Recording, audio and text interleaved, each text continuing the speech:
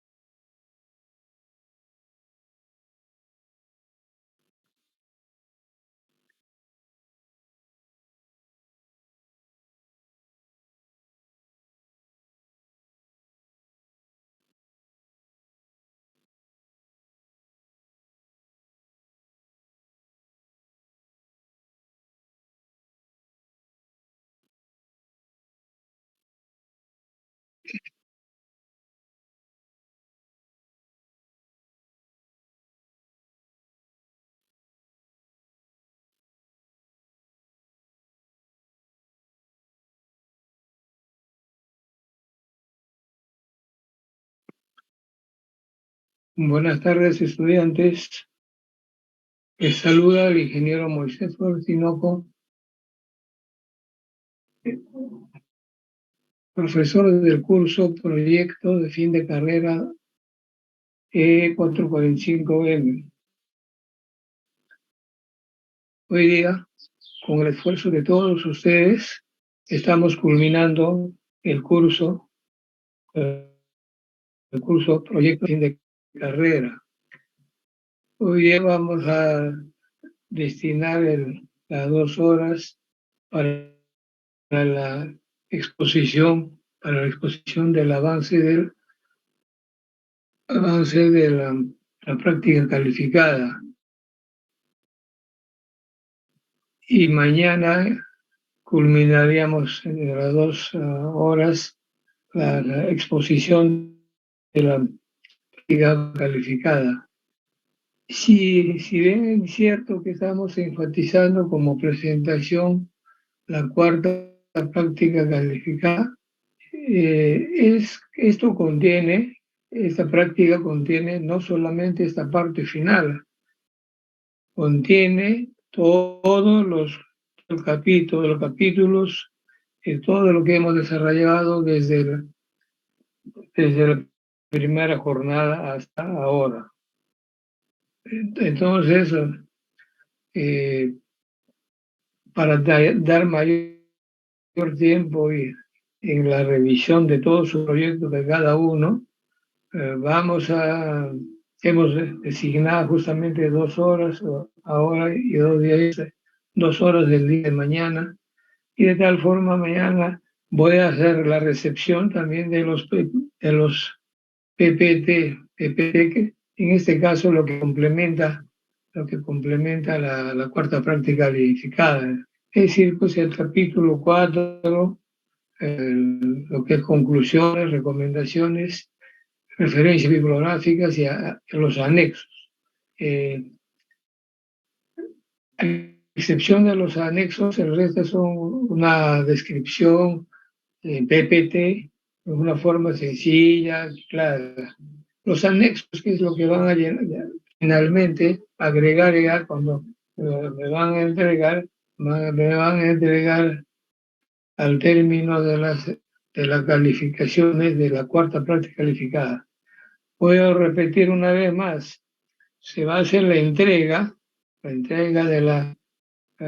trabajo en Word, de lo que hemos desarrollado. Reitero, el trabajo en Word se entrega hoy día, pero va a haber una opción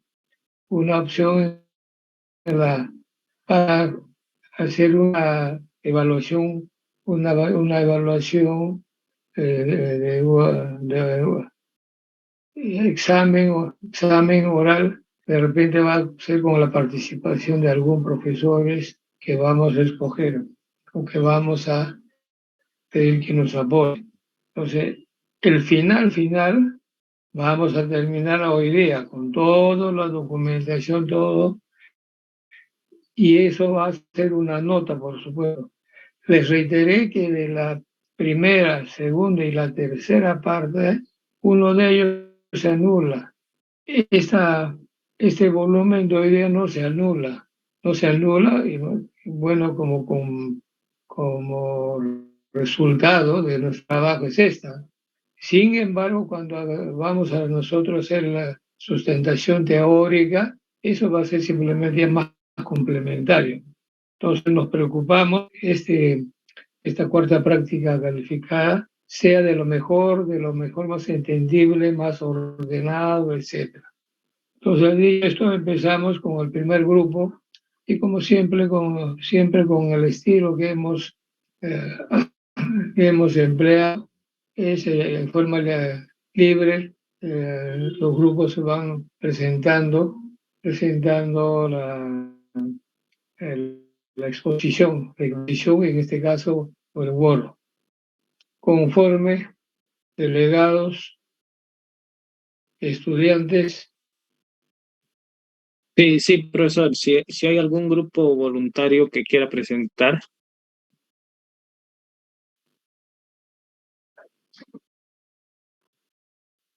Mm, Caso contrario, eh, los compañeros del grupo uno, que es Lizarbe, mencionó que tiene problemas de conexión, pero va a intentar conectarse. Sin embargo, ahorita no está pedido grupo. El C sería el grupo uno, el grupo 2 cuadros, también me he informado antes, que aún no está, ¿no? No está presente, pero está tratando de conectarse. Por lo tanto, pasaríamos al grupo 3. Conforme ya, llama al grupo 3. Al grupo 3, por favor, compañeros, presenten su trabajo.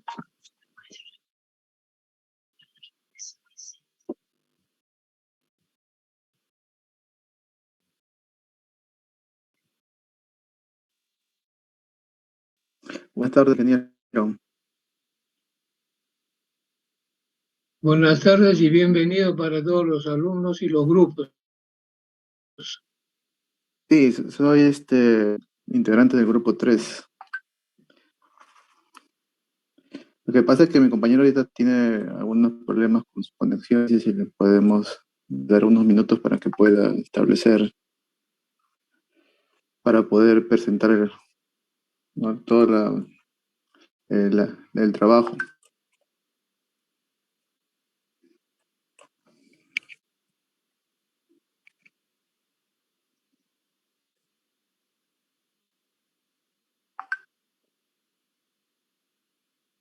Entonces pasaremos al grupo 4. El grupo, bueno, no me mencionó nada. En cambio, el grupo 1 y 2 ya me habían mencionado con tiempo. Y, No, lo que pasa es que el grupo 3 en este momento recién tenemos, mi compañero tiene algunos problemas, ¿no? Unos minutos más si nos puede dar de repente después del grupo 4 ya, para poder hacer la presentación. ya bueno. Pasamos al grupo 4 entonces. Buenas tardes, compañeros. Buenas tardes, compañero Sánchez. Buenas tardes, ingeniero. Quien le habla es Caballero Terrazos Luis Eber, grupo integrante del grupo 4, y vamos a proceder a hacer la presentación del PPT. Le pediría que me dé acceso para poder compartir pantalla. Estoy intentando, pero Sí, me sale que no. profesor, deje de compartir para que y habilite la función de compartir para todos, ¿no? Y a ver.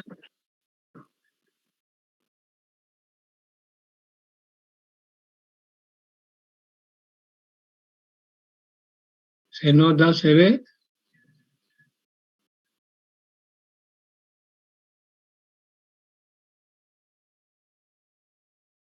Ya. ¿Se observa, ingeniero? Sí, sí, se ve bien, ¿ah? Ya, ingeniero. En esta parte vamos a proceder a Pero exponer la parte de análisis de resultados del proyecto de tesis. Como primera parte, hacemos hincapié en la metodología que hemos aplicado al desarrollo del análisis de la radiointerferencia en las líneas de transmisión.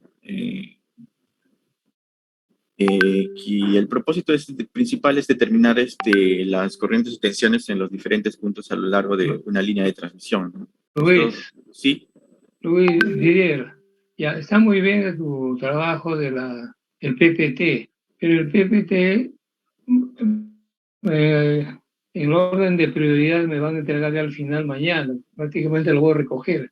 Lo que ahora vamos a completar es el Word. El Word es justamente el informe.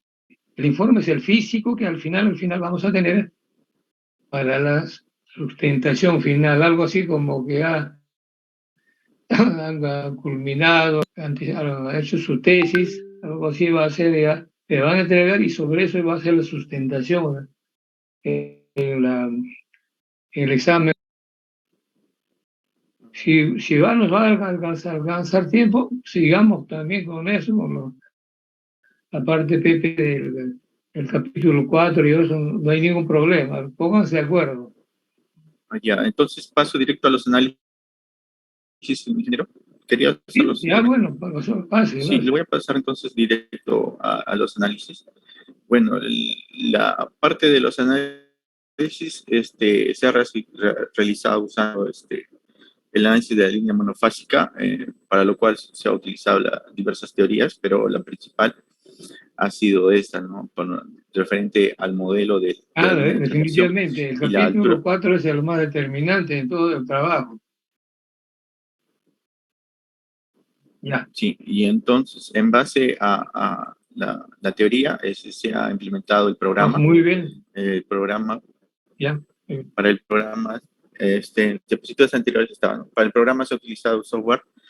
Podríamos utilizar el software de MATLAB o el de Octave, haciendo recalcar que el software de MATLAB se basa en una licencia que se tenía que adquirir, y el software Octave es software libre, el cual es gratuito, de libre acceso, y se puede utilizar, ¿no? Sin necesidad de hacer ningún pago.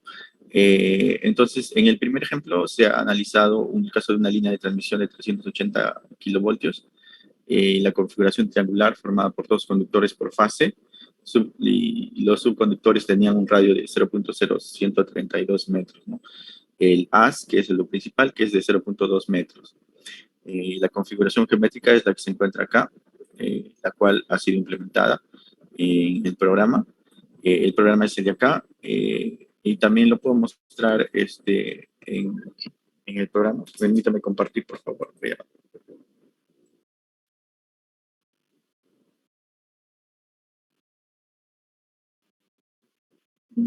¿Se observa? Ese es el software Octave, en el cual, bueno, pues, hemos hecho en la primera parte el cálculo de interferencia con las principales variables.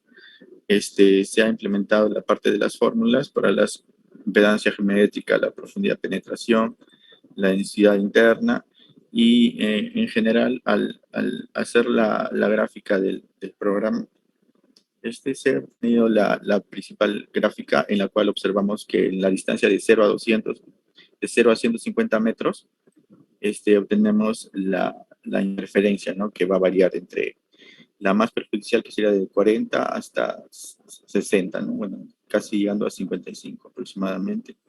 Si hacemos acercamientos, podemos obtener con mayor claridad los puntos el punto máximo, que es 52.534 dBi, ¿no? Ese sería el principal programa en el cual ya se hacen las variaciones, las diferentes variaciones, dependiendo de los datos del ejemplo monofásico, ¿no? Ahora, para la parte del trifásico también se ha hecho lo mismo, simplemente que como se trabaja con el método de imágenes debido a que tiene más se hace un cálculo matricial. Es por eso que para el cálculo de impedancias también se hace el cálculo matricial debido a los puntos, ¿no? Entonces, si simulamos esto, nos da también una gráfica muy similar. Sin embargo, podemos ver una cierta oscilación que va a depender ya de la configuración. Esta simulación ha sido para el ejemplo número 2, que lo voy a mostrar en el PPT más adelante, y también podemos ver las diversas oscilaciones donde tenemos puntos máximos y mínimos, los cuales vamos a determinar por las normas, y las conclusiones vamos a determinar por las diferentes normas que hay, las distancias óptimas, ¿no? Y favorables para que no exista la interferencia tanto en el ser humano como en los diversos equipos o de comunicaciones que se pueden instalar también en las líneas de recepción. No olvidar que ahora las líneas son utilizadas también por la parte de telecomunicaciones, ¿no? Y eso es lo que se estaba viendo, ¿no? Ahora, para continuar con la parte de la simulación, bueno, las gráficas obtenidas variando el haz. Bueno, en el método 1, el método 2, lo iba a explicar en la parte de adelante, pero parece que por el tiempo estamos avanzando. La gráfica varía, ¿no? Con el método 1 y el método 2, y son variaciones pequeñas, pero son muy similares, ¿no? Eso en la parte de conclusiones la va a explicar mi compañera. Sin embargo, voy a seguir que lo que ya estaba diciendo, ¿no? El perfil de la interferencia total, donde se observa que se disminuye conforme la distancia lateral. Eso es lo más obvio, ¿no? Se puede observar un resultado de los dos métodos tienden a diferir para distancias laterales mayores. Esta distancia de 0 a 200 metros depende, y hay una diferencia aproximada en promedio de 5 dB, y las constantes de atenuación que se han utilizado en el programa son las siguientes, ¿no? El método 1 y el método 2. El método 1 y el método 2 hace referencia, para tenerlo en cuenta, la propuesta por Gary de The Theory of Excitation Function a Demonstration of its Physical Meaning, que se encuentra en la última parte, que es la de bibliografía, donde las conclusiones son las constantes de atenuación son presentadas como valores promedio, ¿no? En cambio, en el método 2, las constantes de atenuación se calculan directamente de los parámetros eléctricos de la línea. Es por eso la diferencia entre las constantes. Le voy a poner acá. Es por eso la diferencia entre estas constantes, ¿no? Del método 1 y el método 2. También hemos hecho, en el 2, también, bueno, en este ejemplo 2 también lo mostré en el programa, que es para una transmisión trifásica, en este caso multifásica, ¿no? Por más de dos. Esta configuración triangular formada por dos conductores, los conductores tienen un radio de 0.0132, más de 0.2 metros. Estos valores han sido insertados en el programa y se han obtenido las gráficas, ¿no? En esta tenemos un acercamiento mucho más exacto, y en esta una simulación general de solamente usando un método, ¿no? Ambas han sido realizadas, esta ha sido realizada usando el programa Octave y esta la de MATLAB. Las principales normas en las cuales nosotros, del Código Nacional de Electricidad, en las cuales nos basamos y vamos a emitir nuestras conclusiones, son los supresores de ruido, bueno, la CNE 36920, supresores de ruido, donde los eliminadores de radiointerferencia de condensadores contra la interferencia o los supresores de ruido son conectados a líneas del suministro eléctrico, ¿no? Es decir, que los eliminadores de radiointerferencia se basan en ciertos parámetros, ¿no? Y estos están especificados en esta norma. Ahora, la publicación de CISPR de radiointerferencia, que es de 1972, es antigua, pero nos marcaba un rango en los cuales debían de funcionar los equipos, ¿no? De 0.15 a 30 MHz es antiguo también, pero se toma en cuenta, ¿no? Según la IEEE también tenemos los procedimientos estándares para la radiointerferencia nociva para ser humano, ¿no? En estaciones y subestaciones. A continuación, mi compañera va a hacer el análisis, va a presentar el análisis. Karen Pérez, por favor. Buenas tardes, ingeniero. Buenas tardes, compañeros. Bueno, el análisis de resultados tenemos que, con el fin de visualizar la distribución del campo eléctrico, en la vecindad de diferentes arreglos de conductores de haz, se utilizó el programa computacional de MATLAB, mediante el cual se realizaron simulaciones para obtener las intensidades de campo eléctrico en la superficie de los conductores y también el comportamiento de las líneas equipotenciales. Para los arreglos de 1 y 2 conductores de haz se obtuvieron intensidades de campo eléctrico de 14 y 15 kilovolts por centímetro, respectivamente. Sin embargo, se debe tomar en cuenta que el radio utilizado en el haz del conductor es mucho menor que el utilizado en las simulaciones de un solo conductor, ya que en la práctica, mientras el número de conductores por fase de una línea de transmisión aumente, los radios de los mismos suelen disminuir. La ventaja de utilizar un haz de conductor de 2 conductores radica principalmente en el incremento del SIL, manteniéndose la intensidad de campo eléctrico por debajo del valor recomendado. La reducción de la intensidad del campo eléctrico y en la superficie del conductor se hizo más evidente en el arreglo de 4 conductores por haz, que el campo descendió a 12. En la siguiente, por favor. Compañera, la siguiente.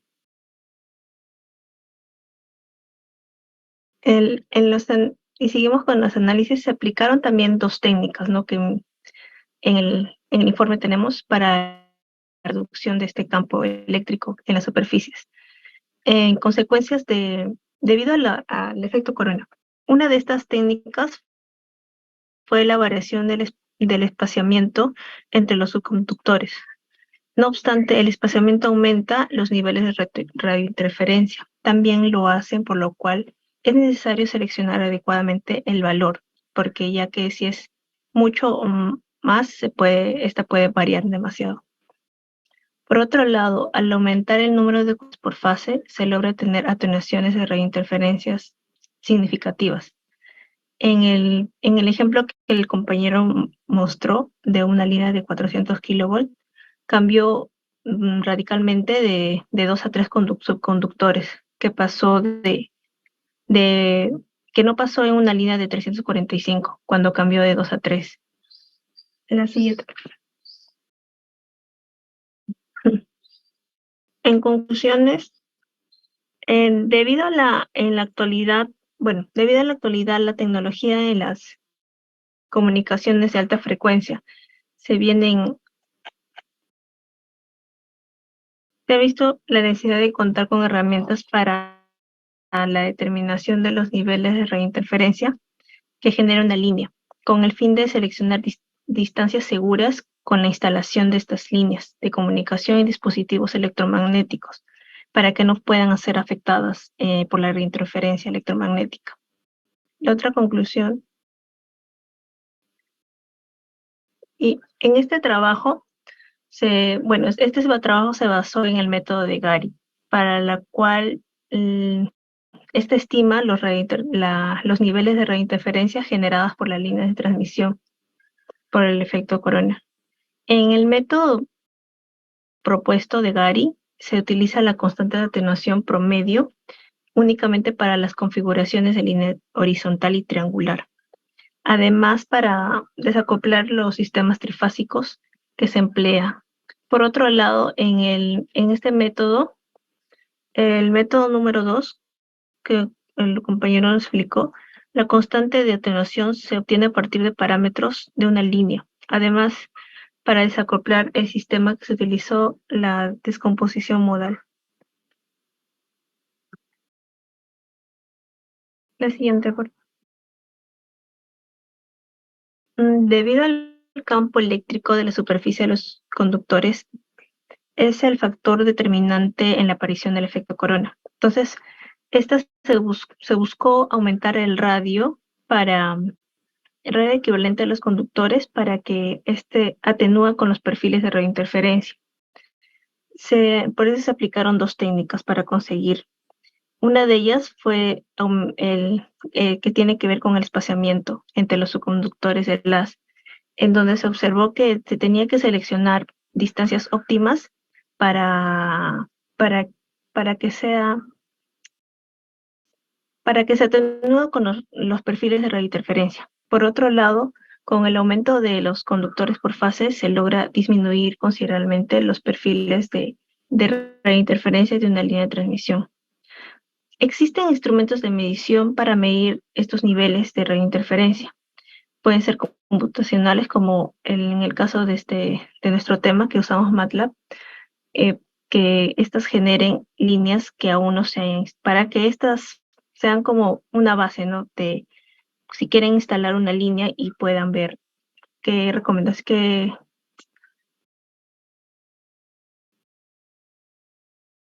no usar. Además, no.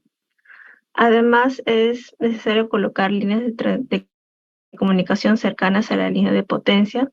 Se pueden determinar distancias seguras de instalación para evitar perturbaciones en las señales de comunicación. Algunas recomendaciones que hemos encontrado al hacer nuestro proyecto es realizar las adecuaciones necesarias para el método presentado en este trabajo, con el fin de aplicar para el cálculo de perfiles de radiointerferencia de una línea de transmisión de alta tensión en configuración de circuitos dobles en sistemas de HVDC y comparar estos resultados, ¿no? También proponer distintas... Luis, ¿cuántos diapositivas han considerado en las conclusiones? No les he contado, ingeniero. 1, 2, 3, solo 3, ingeniero. Podríamos decir 1, que es de la general, y los otros 3 ya los complementan. Recuerden que las conclusiones responden a los objetivos, ¿no? El objetivo general y los 3 o 4 lo hayan definido los objetivos secundarios. Entonces, igual, ahora en lo que son las recomendaciones, yo les sugerí no deben pasar más de 2 o 3, que aquí ya veo ya por los 4. A ver, en lo que son las recomendaciones. La última. A ver, justo 4. Bueno, sí, son muy importantes, ¿no? Que sea un aporte al conocimiento, etcétera, podría justificar.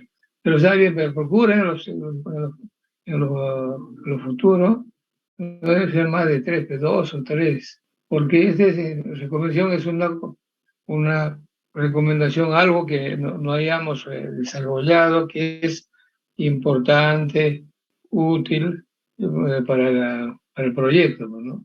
Para el trabajo de investigación. Está bien, continúe nomás. Ya.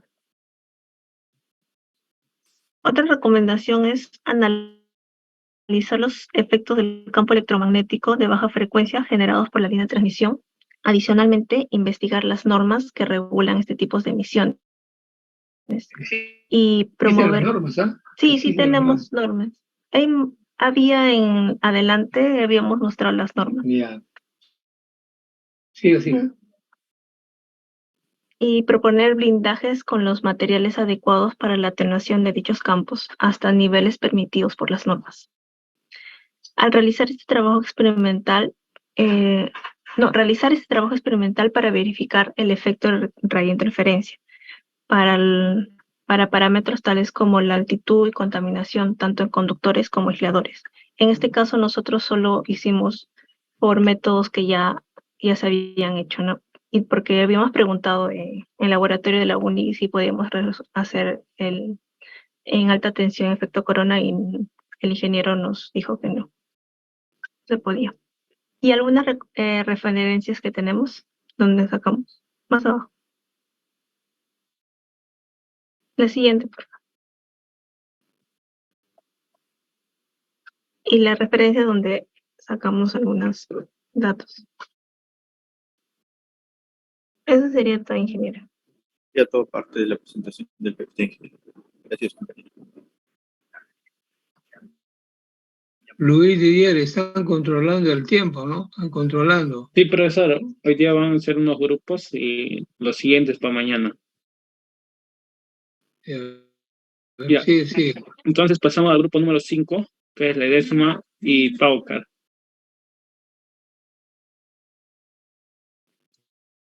¿No?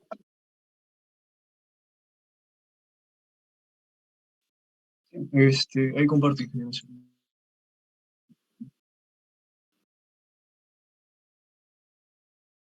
¿Se puede observar?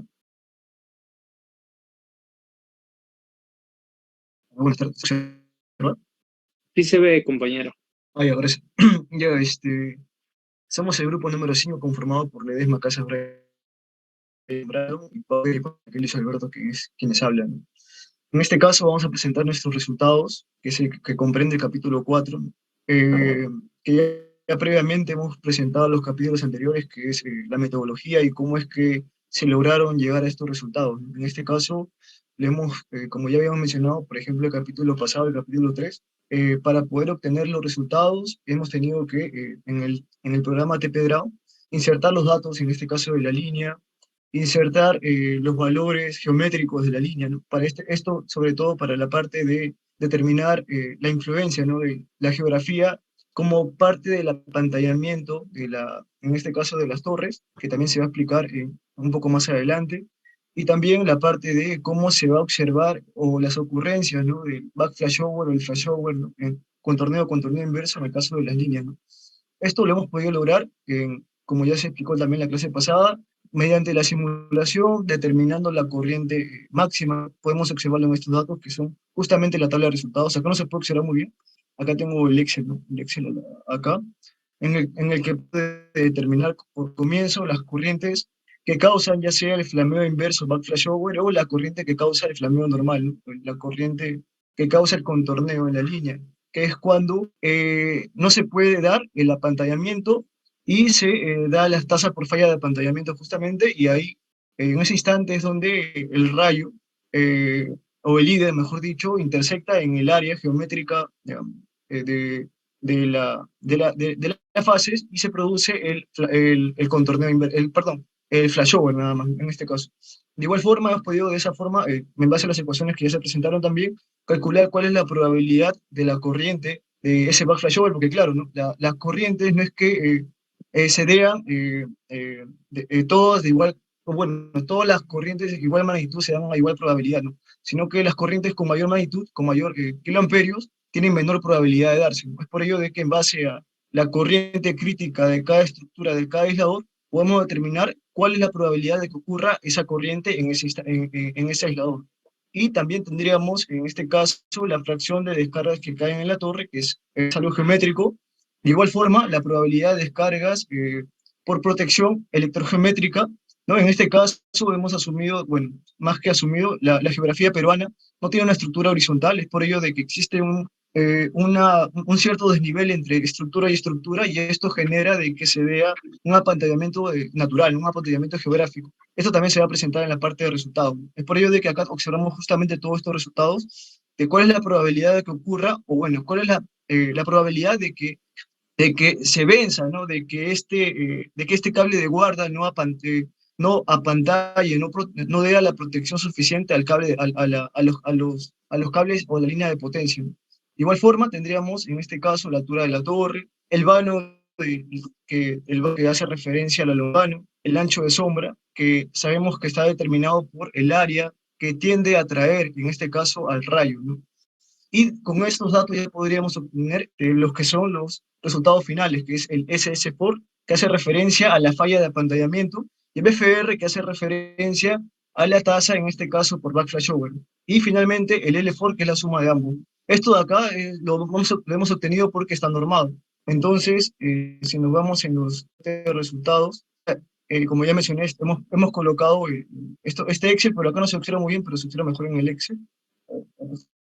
Siguen siendo los resultados. Y acá, por ejemplo, vamos, en esta tabla, cómo es que se da la tasa de flameo por descargas atmosféricas, en este caso sin pararrayos de línea, ¿no? Observamos valores altos, ¿no? En ejemplo de 0.25 descargas por kilómetro por año, en este caso. Y si realizamos mediante el Excel, como se observa, soy Pau, ingeniero. Regresa, regresa. Usted ahí está mostrando los rayos a la línea o el flameo en los aisladores. La tasa de flameo, ingeniero. ¿Cómo? Por descargas atmosféricas. Porque claro, existen dos tipos de valores que se van a considerar. En este caso, la normativa nos indica de que el SS4, que es la tasa por falla de apantallamiento, ¿no? Tenga un valor límite de 0.1 a 0.2 según la IEEE, y en el caso de la normativa del COES nos indica de que tiene que estar por debajo del 0.02. En este caso, la línea naranja, como se muestra acá, ya de flameo inverso, en todas las torres, ¿no? Desde la torre 1 hasta la torre 204.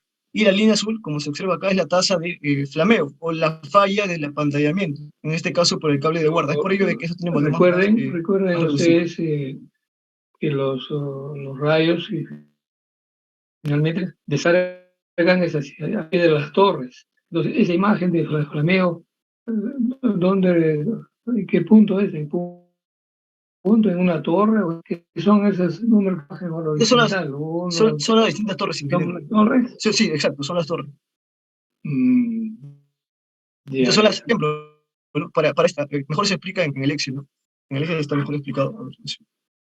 A ver, ahí dice, por ejemplo, ¿qué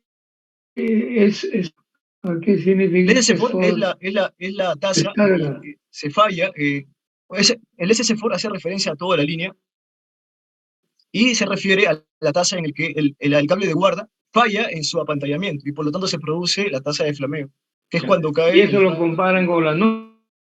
Exacto. ¿O qué?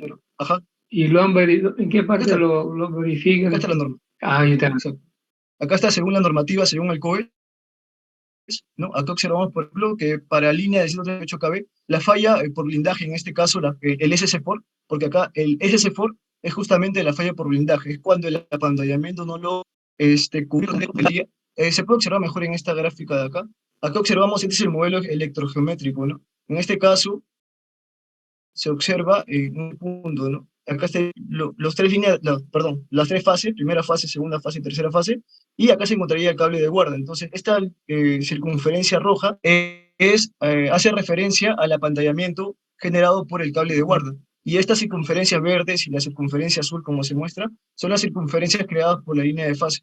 Entonces, en esta sección en el que no logra cubrir la circunferencia roja, se dice de que se produce una falla de apantallamiento. Y es justamente donde ingresa este término denominado SS4, ¿no? Que es lo que se mostró hace un momento acá. A ver, el SS4 es justamente ello. Es la falla por apantallamiento, en este caso por el cable de guarda. Entonces, según norma, este valor o falla por blindaje debería ser, según el COE, para líneas de, por ejemplo, 138 kV de 0,2 fallas por 100 kilómetros de línea por año. En el caso de 220 kilovoltios, 0.01, en el caso de 500 kilovoltios, 0.01. Ahora, la IEEE menciona otros valores, unos valores menos exigentes a comparación del COES. Por ejemplo, para cargas críticas, que son básicamente cargas de vital importancia, se toma un SS4, ¿no? No menor a, perdón, se me movió.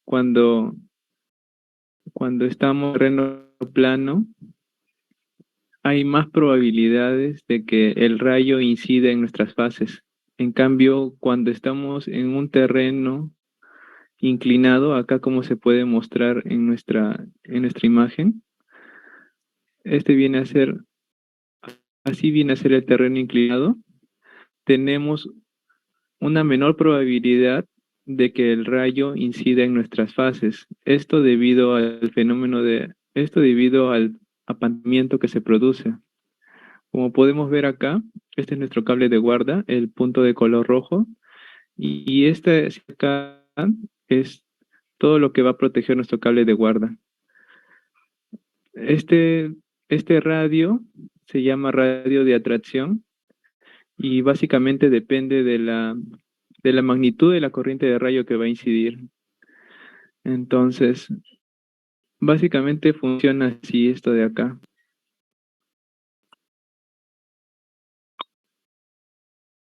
Acá tenemos nuestro fase, la que está de color verde, tiene esta circunferencia de atracción. Tenemos la fase que está en la parte derecha, que es tiene su circunferencia de atracción, y por acá estaría nuestra otra fase, pero ya no requeriríamos analizarla, ya que podemos ver está recientemente apantallada por el cable de guarda, ¿no?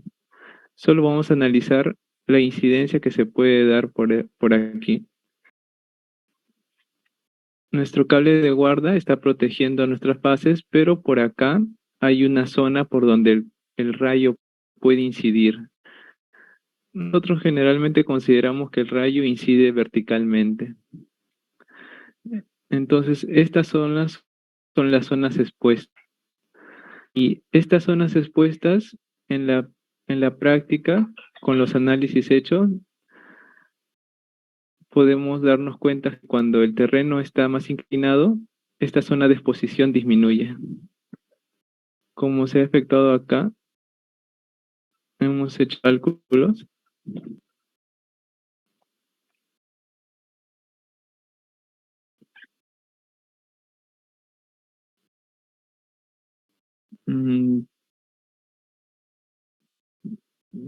Y bueno,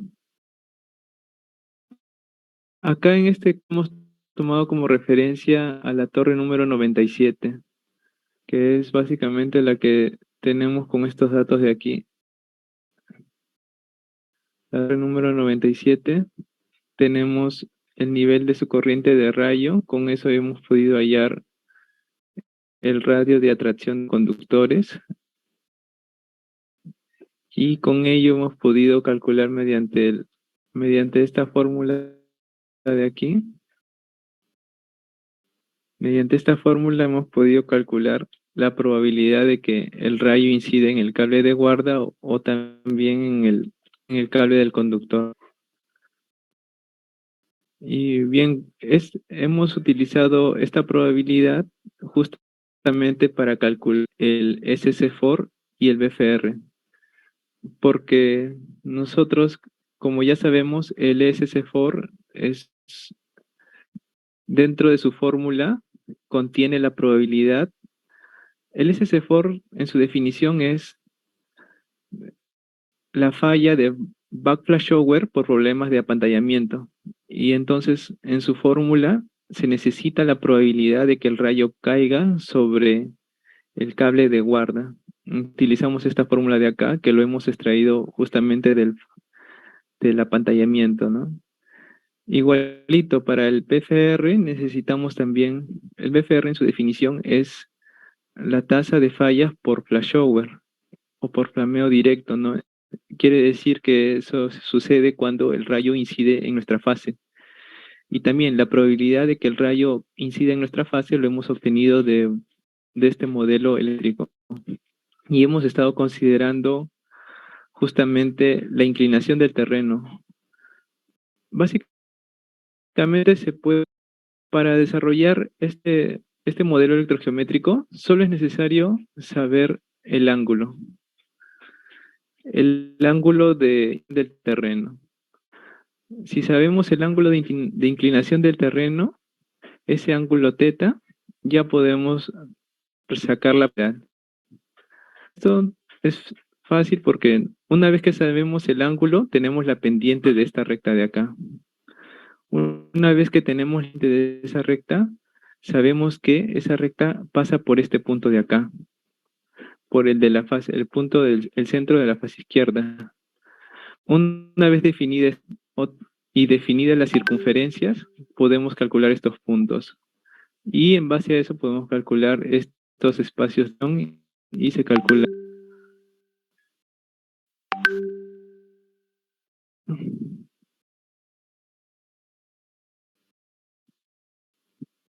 Bueno, entonces,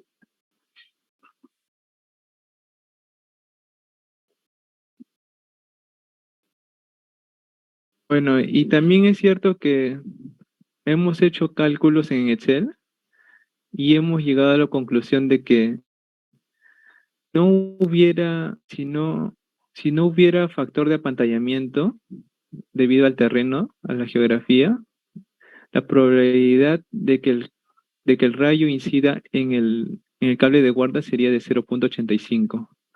Pero debido a que en esta torre número 97 existe ese nivel por la geografía, ese apantallamiento, la probabilidad ha aumentado a 0.9, con lo que corroboramos que mientras haya ese apantallamiento por la geografía, la probabilidad de que el rayo incida en el cable de guarda disminuye.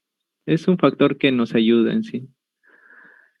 Bueno, y en las conclusiones podemos decir que hemos planteado una metodología que nos optimizar la ubicación de los pararrayos de línea a lo largo de una línea de transmisión.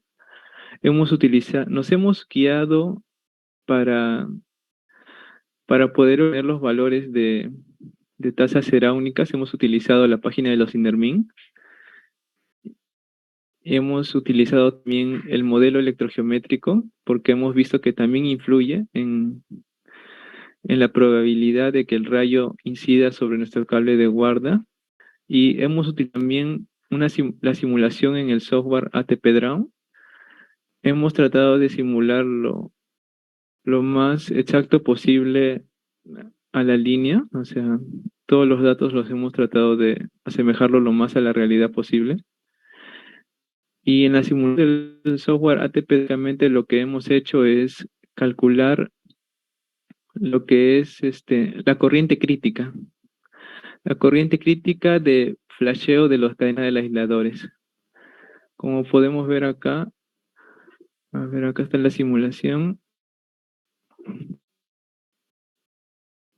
Lo que hemos hecho básicamente con el ATP Draw ha sido que hemos puesto varios niveles hemos probado desde corriente y hemos notado en qué nivel de corriente se produce acá el flasheo. Flasheo inverso, acá está, acá hemos representado el flasheo inverso. Y bueno, y a ese valor de corriente le hemos llamado crítica, y eso nos ha servido para hacer nuestros cálculos.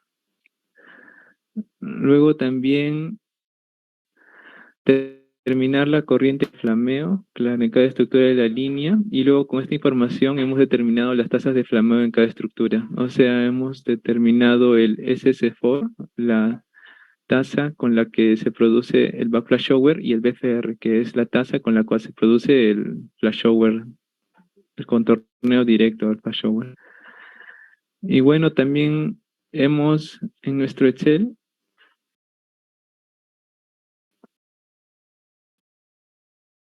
aquí básicamente hemos según la norma, como mi compañero ya explicó ya, el COE simple tienen un cierto estándar. Te piden que la tasa máxima de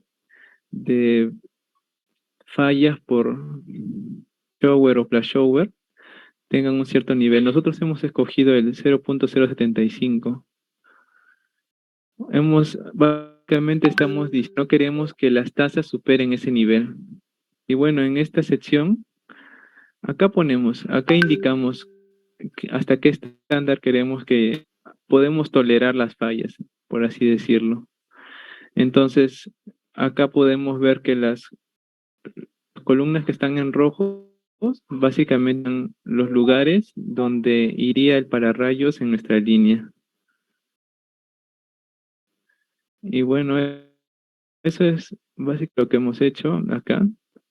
Y claro, mi compañero ya lo mostró plasmado en una gráfica donde se pueden ver las 7 torres y con los distintos niveles, ¿no? de tasas.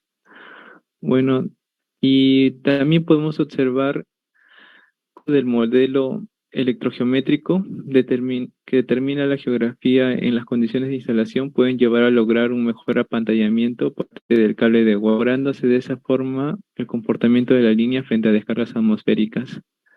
Claro, como ya expliqué anteriormente, ¿no? En la estructura de número pudimos observar con el valor de apantallamiento la caída de los rayos en el cable de guarda mejor pasaría a ser como 85. O sea, la probabilidad de que el rayo incida es menor a que si no hubiera apantallamiento. Si no hubiera apantallamiento sería 0.9, más perjudicial para la línea. Bueno, también con los datos obtenidos podemos obtener las tasas BFR, el SC4 y el L4. Y con estos datos, la cantidad de pararrayos de línea a implementarse en la línea de transmisión.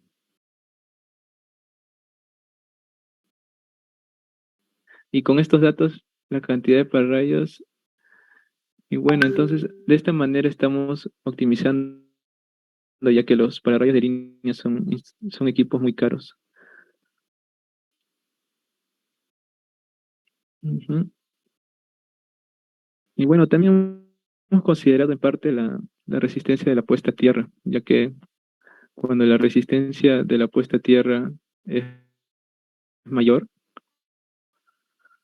el rayo tiende a perjudicar más a la torre, ya que básicamente esa onda del rayo se refleja en la puesta a tierra, ya que tiene una alta resistencia. Bueno, pero eso lo hemos implementado directamente en el ATP Drown. Ya es algo que está en cada torre. Bueno, y ya todo. Gracias, ingeniero.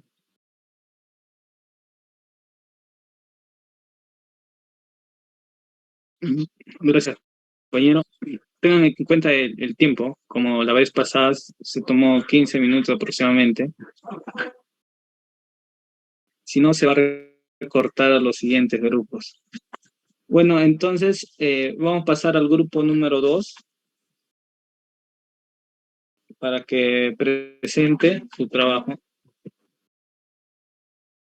Delegado, buenas tardes, profesor, buenas tardes. Mi compañero no me está contestando. César, ¿estás ahí? A ver. Creo que tuvo una emergencia.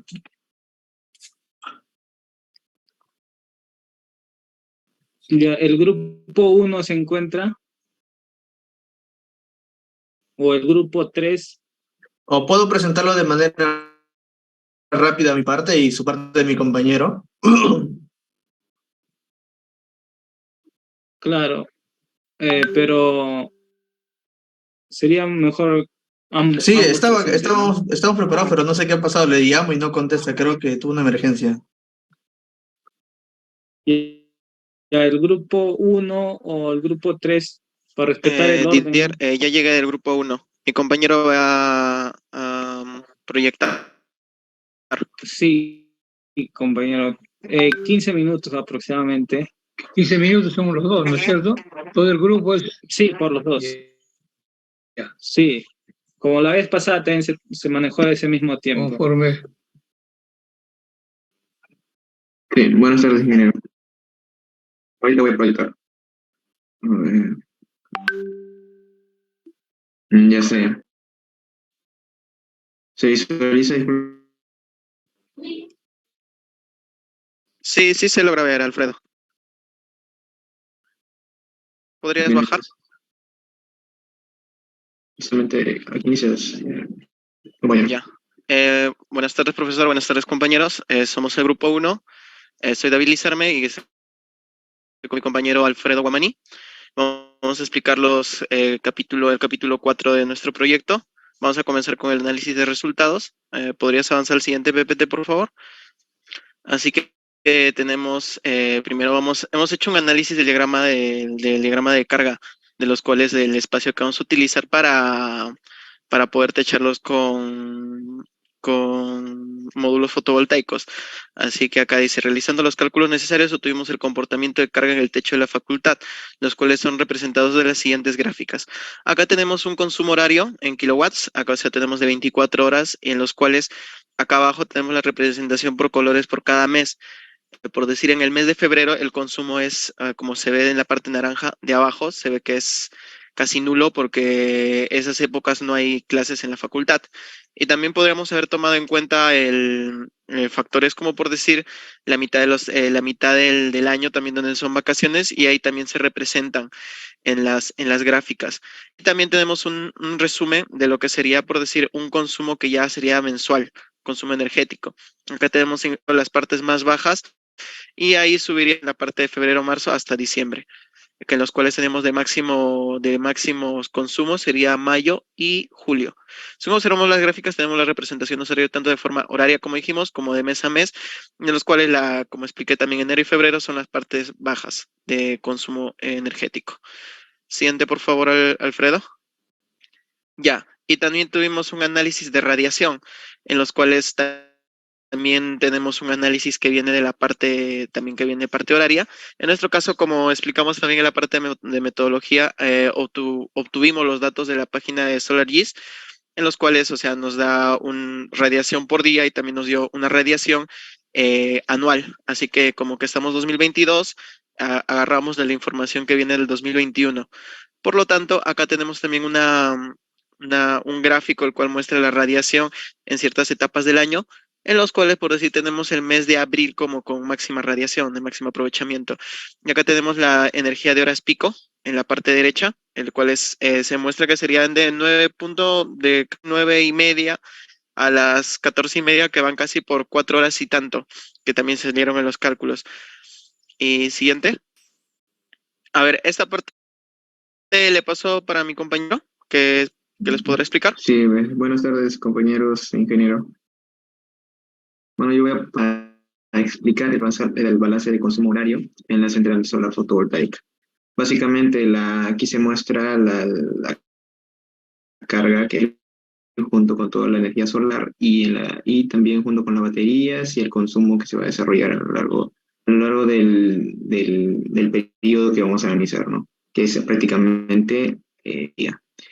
Bueno, primeramente las barras amarillas representan toda la energía solar que podemos captar a través de los paneles fotovoltaicos, y en el caso sería la carga de las baterías, bueno, sería lo excedentario en cuanto a la energía, y básicamente eso es todo lo que es, por decir así, el 100% de la energía de la cual disponemos totalmente, supera la demanda y por lo tanto nos sobra, ¿no? En la parte derecha de la imagen se puede visualizar unas barras verdes. Esto evidencia, por así decirlo, la eficiencia de la batería, es el porcentaje de la energía sobrante en la cual nosotros podemos utilizar en las horas pico, ¿no? Y básicamente ahorrar aún mayor ya aparte de lo que nos ayuda los paneles fotovoltaicos. En la última parte tenemos el análisis económico, que básicamente son todos los ingresos y egresos que obtenemos a lo largo de 25 años. Realizamos aquí la inversión y la anualización de básicamente todo lo que serían las ventas, ¿no? Las ventas, el mantenimiento, el OPE, la gestiva. Básicamente la utilidad operativa, que son el total entre ingresos y egresos, la depreciación, la utilidad antes de los ingresos y los impuestos, los intereses y básicamente, bueno, los impuestos, ¿no? Que también vamos luego para la utilidad neta a incrementar esta deducción o de caja completo, obteniendo un BAM de 19.413 soles y un TIR de 11%, ¿no? Esto básicamente nos da un buen margen para poder nosotros trabajar y poder tener un proyecto viable, ¿no? El payback básicamente es una idea de que el proyecto va a ser rentable para nosotros a lo largo de 14 años y bueno, es una medida lo cual hace atractivo al proyecto, ¿no? Básicamente en esta última parte vemos el balance en la tabla económico, básicamente de lo anterior, solamente expresado en una tabla diferente. Y bueno, expresamos aquí básicamente todos esos resultados, ¿no? Y eso es lo que en sí queríamos mostrar en esa diapositiva de análisis económico. Le paso a mi compañero Didier, David para que continúe con las conclusiones y Ya, ya está bien, podrías pasar. Un favor más bien, Didier, ¿podrías avisarnos por si cuando nos falte 3 minutos para avanzar para que los otros grupos también les sobre tiempo? Así que tenemos las siguientes conclusiones. A ver, tuvimos una conclusión que va relacionado con nuestro objetivo, que era ver si era posible realizar esto, o sea, la posible realización de este proyecto. Y dado, por decir, también la factibilidad económica, nuestra conclusión es que sí es factible la implementación de una central fotovoltaica en la Facultad de Ingeniería Eléctrica y Electrónica, ya que tenemos una buena zona de irradiación en el espacio que elegimos para techar en la universidad. Por lo tanto, no simplemente el espacio donde estamos podría resultar como un buen lugar o sea, puede resultar todo el espacio que tenemos como para poder tener más techados. Por lo tanto, podríamos tener un gran ahorro energético y si hay excedente, se podría también realizar venta de ello, ¿no? Se concluyó que mientras tengamos mayor espacio de instalación tendremos mayor cantidad de módulos y en consecuencia mayor producción energética. Esto va relacionado con la primera conclusión que, o sea, si tenemos más módulos, como, o sea, como que es algo lógico, vamos a tener mayor ingreso por la energía generada. Lo tercero sería la inclusión de paneles fotovoltaicos hizo que disminuyera en casi el 100% nuestro consumo energético de la distribuidora. Tal como mi compañero presentó en la gráfica de producción energética y también de la carga, del diagrama de carga de la facultad, se logra bajar en gran medida. Es más, casi se podría llegar a cero nuestro consumo eléctrico. Por lo tanto, o sea, sería un boom el hacer un proyecto como este. Según nuestro análisis económico basado en los años de vida de los módulos, que son 25 años, salieron muy beneficiarios, por lo tanto sí vale la pena una inversión para llevar a cabo el proyecto. ¿Podrías avanzar, por favor? Esta parte, a ver, voy a presentar dos y los otros dos mi compañero. Se recomienda que se tome en cuenta la inclinación de los paneles para poder aprovechar la posición del sol y tener en consecuencia la mayor producción energética posible. En nuestro caso, hallamos con el Solar Geese, lo que sería la posición de inclinación de nuestros paneles, que serían 9 grados. Lo otro, para tener un menor consumo energético en la zona de trabajo, se recomienda la modernización de los artefactos como luminarias para las tecnologías LEDs, las cuales tienen un consumo eléctrico muy bajo. Esa sería una recomendación por decir para la facultad, para también disminuir el consumo energético y por lo tanto, si tenemos paneles solares, se incrementaría también nuestro excedente. Y a ver, les paso a mi compañero Guamaní para que explique las últimas dos. Sí, bueno, yo continuando la recomendación, voy a mencionar el incentivo hacia los estudiantes de la facultad a realizar una mayor investigación respecto a los proyectos fotovoltaicos, ¿no? Actualmente se encuentran pocos proyectos que beneficien en sí a la misma universidad. Ya el tema económico, ¿no? Ya que se incentivan, bueno, el objetivo básicamente es incentivar un mayor apoyo en el área de investigación, así como incurrir en una mayor oportunidad de aprendizaje en el beneficio del alumnado, ¿no? Tenemos instituciones tales como el CIESAM que nos puede ayudar con esto, ¿no? Tiene cursos, talleres que da y además también tiene un pequeño módulo fotovoltaico con un inversor en la cual nos permitiría a nosotros realizar algunas prácticas, ¿no? Y de ver eso y, bueno, incentivarlo y aumentarlo a una escala mayor ayudaría mucho al alumnado.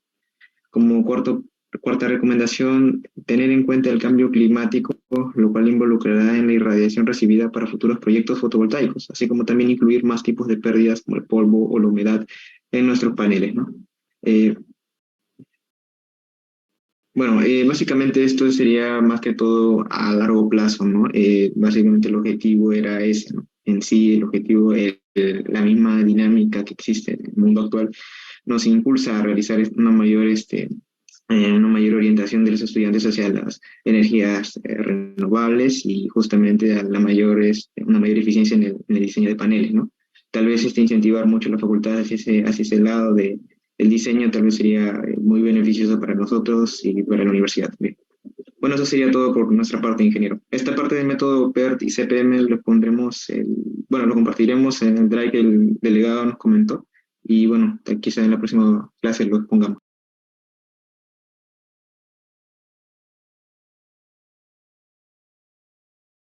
Gracias, compañero. Seguimos con el grupo número 2. Pueden compartir. El grupo... mi compañero todavía no contesta. César. Cuadros y Munarriz. Pasamos al grupo número 3. ¿O algún grupo voluntario? Para respetar el orden. El grupo número 3 continúa. Huamán Yupanqui y García Godos.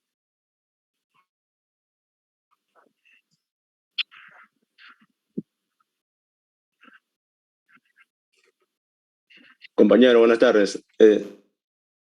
Si no está presente, ¿puedes poner mi grupo número 8? Sí, compañero. Grupo número 8, ¿no? Sí. Por... Condor y Amanga. Así es. Ya listo, compañero. Exponga. Los grupos vayan preparándose, los que están llamando en orden. 2, 3. Gracias, compañero. Puede compartir. Buenas tardes, ingeniero. Buenas tardes, compañero. Mi grupo va a poner, bueno, lo que es el capítulo 5, ¿no? El último capítulo ya lo que es el presentación y análisis de resultados. El tema de proyecto de mi grupo era el análisis de potencia que se genera en un aerogenerador sin aspa, ¿no? Bueno, hay que recordar los objetivos. Esto, pasar a explicar los resultados de las simulaciones, ¿no? Bueno, como recordando, los objetivos planteados por mi proyecto de investigación era simular los fenómenos de vorticidad que se generan detrás del aerogenerador sin aspas al ser esta impactada por el viento. También era identificar los parámetros de los cuales depende el correcto funcionamiento del aerogenerador sin aspas. Otro objetivo también era identificar las configuraciones o condiciones en las cuales se logra una óptima extracción de energía. Y por último, el último objetivo era estimar una expresión matemática que nos permita calcular la potencia que entrega este tipo de aerogenerador, ¿no? Bueno, para tener más o menos la idea, el aerogenerador que se tiene o que se está estudiando en este proyecto es este aerogenerador, ¿no? Este aerogenerador sin aspas, la cual vibra por incidencia del viento, impactada por el viento y, bueno, este movimiento es lo que se va a simular, ¿no? Entonces, para poder simular este aerogenerador, lo primero que se hizo es hacer una representación física del aerogenerador. Aquí es un sistema físico equivalente del aerogenerador sin aspas, las cuales esta masa M representa la masa del aerogenerador. Esta constante K es la constante de amortiguamiento, la constante C, y bueno, este es la rapidez del fluido, en este caso el aire, ¿no? La cual impacta sobre el aerogenerador y va a hacer que este aerogenerador oscile perpendicular a la dirección de la velocidad. Entonces, para este sistema físico se plantea esta ecuación diferencial en la cual se rescata estos parámetros, que es el ratio de masa, el cual está definido como la masa del aerogenerador dividido por pi cuarto, el diámetro del aerogenerador, ¿no? También se identifica el parámetro que es el ratio de amortiguamiento, tal como estamos definiendo aquí, por la constante C, dividido por la raíz cuadrada de la constante de amortiguamiento y la masa del aerogenerador, ¿no? Y por último, el último parámetro es la velocidad reducida, que está definido como la rapidez de incidencia del aire. F sub n es la frecuencia de desprendimiento de vórtices, la cual se va a generar al pasar el aire a través del aerogenerador, y el diámetro del aerogenerador, ¿no? Entonces, mostrando mostrando los resultados de simulación. Aquí se está mostrando lo que es de velocidad. Se está mostrando la simulación para distintos números de Reynolds y distintos valores de la velocidad reducida, ¿no? Aquí se está observando cómo a medida que aumenta el número de Reynolds y la velocidad reducida, la frecuencia de desprendimiento de vórtices, o sea, estos vórtices, estos puntos azules, van disminuyendo, pero además de ello, la turbulencia entre los vórtices aumenta, ¿no? Bueno, podemos observar cómo en este sentido está aumentando el desprendimiento de vórtices, no, disminuye la frecuencia de desprendimiento de vórtices, pero la turbulencia aumenta, identificándose en este caso, en el caso C y en el caso como hay una menor frecuencia de desprendimiento de vórtices, pero hay mayor turbulencia. Hay que tener en cuenta que la turbulencia va a hacer que el aerogenerador oscile más rápido, ¿no? Debido a la fuerza que se genera alrededor del aerogenerador. Entonces, es importante que haya una buena turbulencia para que el aerogenerador pueda oscilar de manera correcta y de esta manera capte energía también, ¿no? Bueno, es lo que es el contorno de velocidad, y aquí se están mostrando los contornos de vórtices, o sea, los vórtices que se generan en el aerogenerador y también el movimiento del aerogenerador. Observamos cómo aquí no está oscilando, está yendo así hacia abajo, después sube, después está en manera horizontal y bueno, así, ¿no? Se puede usar como, bueno, este caso es la simulación para un número de Reynolds de 3350 y una velocidad reducida de 3.862. Se rescata este caso porque en este caso aquí, como estamos observando, que hay turbulencia, pero hay una menor frecuencia de desprendimiento de vórtice, ¿no? Ya bueno, aquí se está observando cómo la simulación para distintos coeficientes de amortiguamiento, y bueno, se está observando los vórtices, ¿no? Se puede observar cómo el distanciamiento entre vórtices, a medida que se aumenta el coeficiente de amortiguamiento, este distanciamiento entre los vórtices disminuye, ¿no? Aquí hay un mayor distanciamiento entre vórtices. Este distanciamiento de vórtices está relacionado con la amplitud de oscilación del aerogenerador. Entonces, hay que tener en cuenta que a mayor amplitud, mayor oscilación y por lo tanto hay una mayor captación de energía del aerogenerador del viento, ¿no? Por otra parte, aquí se está mostrando lo que es la simulación de los contornos del coeficiente de presión, la vorticidad y la velocidad para el número de Reynolds de 3300, ¿no? Ya que es en este caso del número de Reynolds que se obtiene mayor captación o mayor frecuencia, mayor amplitud y mayor turbulencia. Entonces, para este número de Reynolds se están simulando distintos casos para un ratio de masas de 10 y para un ratio de masas de 0.4, ¿no? Se puede observar cómo para un ratio de masas igual a 10 hay una mayor frecuencia de desprendimiento de vórtices, pero el segmento de vórtices y la turbulencia es mínima, ¿no? A diferencia del ratio de masas de 2.4, en la cual se puede observar que hay una menor frecuencia de desprendimiento de vórtices, pero el distanciamiento entre los vórtices y la turbulencia es mayor. Este caso es favorable para el funcionamiento del aerogenerador. Por último, aquí se están mostrando los contornos de velocidad para el número de Reynolds de 3350 y también los contornos de vorticidad, ¿no? Aquí se están mostrando resultados diferentes para distintos números de velocidad reducida, ¿no? Entre ellos tenemos la velocidad reducida 1.27, 2.6, 3.862 y 5.46. Aquí se puede observar cómo para la velocidad reducida 0.862 hay mayor turbulencia y también hay un mayor distanciamiento entre los vórtices. También aquí lo que es el contorno de vorticidad, se puede observar cómo también para la velocidad reducida de 3.862 hay una mayor también distanciamiento de vórtices y bueno, también la vorticidad que se genera en este aerogenerador, ¿no? Bueno, este era referente a los objetivos de los parámetros de los cuales depende el correcto funcionamiento del aerogenerador y los valores que se obtienen en la optimización, ¿no? Ahora se va a pasar a explicar lo que es el el último objetivo, ¿no? Que era estimar la potencia que se obtiene en el generador. Aquí se está hablando de la frecuencia de desprendimiento de vórtices, A sub y, que es la amplitud de oscilación del aerogenerador, y bueno, I es la corriente que se genera en el aerogenerador, ¿no?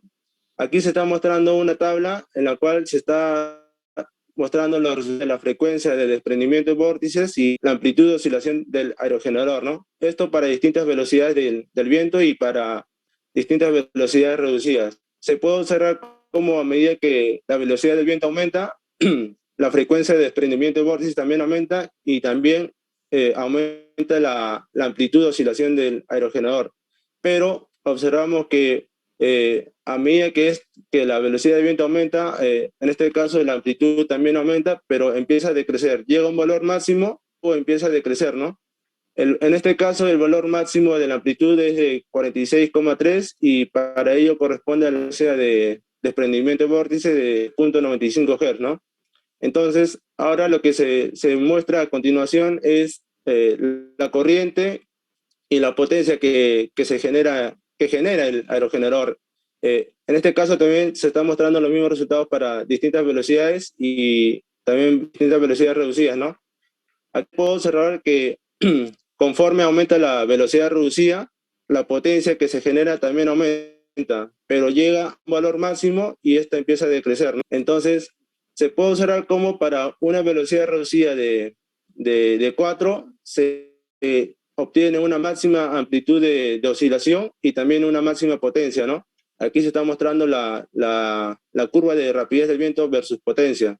Observamos a medida que la rapidez del viento aumenta, la potencia generada también aumenta, pero llega a un punto máximo en que después la potencia que genera en el aerogenerador empieza a decrecer. Bueno, como parte de las conclusiones, se concluye que el fenómeno de desprendimiento de vórtices que se genera detrás del aerogenerador sin aspas se produce a partir de un número de Reynolds mayor a 40, ¿no?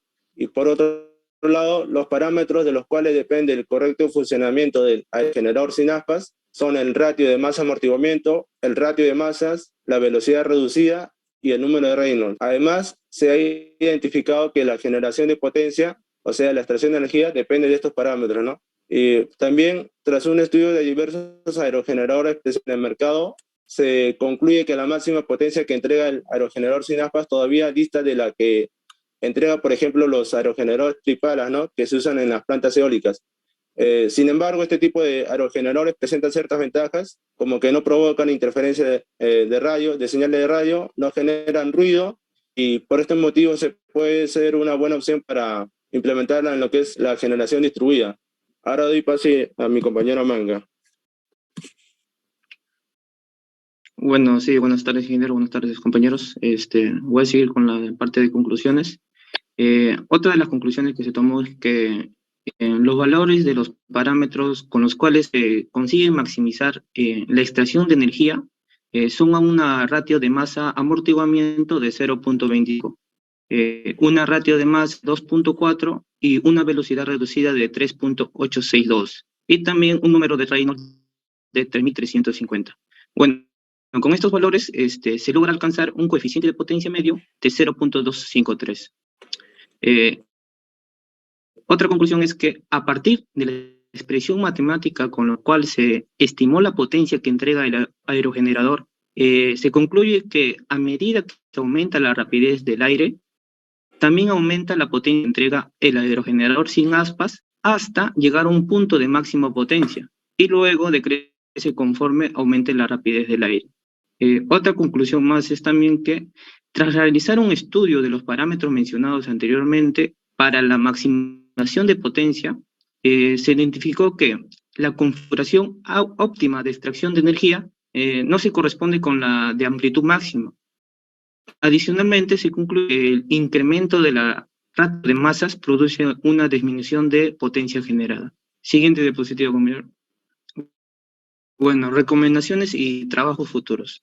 Se recomienda optar por una licencia del ANSYS Fluent, ya que esta se puede introducir un número mayor de mallas. Y esto nos va a conllevar que los resultados de la simulación tengan así menor error de estimación. También es que si se requiere hacer un estudio más a detalle, una opción sería realizar un análisis tridimensional en la cual se puede reflejar mejor el comportamiento del aerogenerador sin aspas, ya que en este análisis, además de las vibraciones inducidas por vorticidad, también se puede analizar el efecto estela que se genera en este aerogenerador.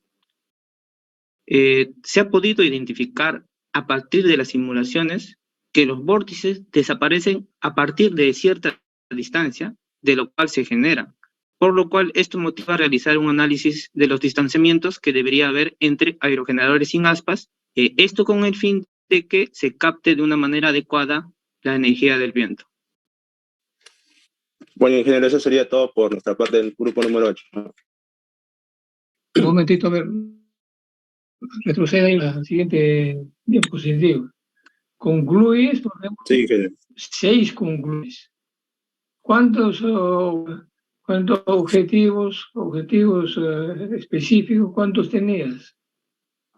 Sí, ingeniero. En total son 4 objetivos Ya, específicos. pero acá tienes ahorita 6. Ahora, Así es. sí, pero lo que más interesa es que tienes que, en la anterior diapositivas, que es la, a lo que es resultados, tiene que haber hecho una demostración que se han logrado. Has logrado los objetivos del trabajo de investigación, ¿no? Tiene que un poco revisar ahí. Sí, claro. Bueno, los objetivos del proyecto era determinar los parámetros de los cuales depende y Esos también parámetros tiene los valores que compararlo con conclusiones. No, primero lo muestras en el resultados, los resultados y... Claro, en la conclusión aquí se está mostrando los parámetros de los cuales depende el correcto funcionamiento. Aquí se nombran los parámetros, ¿no? Literalmente nomás. Los valores. Literalmente nomás. No, también se muestran los valores de estos parámetros en la cual se logra la mayor extracción de energía. Y esto está aquí, en la Eso simulación. es lo que tiene que ordenarlo. Tienes que ordenarlo con el capítulo 4. Sí, esto está más a detalle. Word. Por eso, pero de ahí sí, viene acá un reducido como un resumen y muestra los... estos son los resultados, estimación de potencia. Este es los resultados de lo que es los parámetros de los cuales funciona y los valores en los cuales se obtiene la mayor extracción de energía, ¿no? Y esta es la estimación de potencia. Ya, bueno, estos son los resultados de... Aquí se están mostrando los resultados. En el Word ya está demostrado, ¿no? Solamente pongo las fórmulas de los resultados que se logró y la potencia que se logra extraer. En el Word sí ya está demostrado esta forma. Aquí no, en esta PPT no lo puse en demostración porque, bueno, sería muy largo. En este caso tengo que recurrir a mencionarte la matriz de consistencia. Ahí lo tienes. Tú hiciste tu matriz de consistencia. Aquí en el PPT no lo tengo, pero en el Word como anexo lo estoy incluyendo. Matriz de consistencia. Sí, la matriz de consistencia sí lo tengo realizado, pero aquí en la PPT no, en el Word sí está incluido como anexo. Como anexo. Ya, claro, está como anexo, pero los números tienen que figurar ahí en el respectivo capítulo. En su matriz de consistencia no dice los resultados, sino que están los números. Y esos tienen que figurar aquí en tu PPT del análisis y presentación de resultados. Ahí. Después de eso tiene, claro. Hay que darle la forma, a ver. O sea que en este PPT tendría que incluir los objetivos planteados y la matriz de consistencia. La matriz de consistencia es el resumen, no más sería. Aquí tiene que haber los números que tú estás diciendo, pues, todos los variables. Claro, también se muestra ahí las variables dependientes e independientes, ¿no? Pero más que es una recomendación para ustedes revisarlo antes que yo los califique. Bien. Muy bien, pasamos a 10. Didier, con el siguiente. Sí.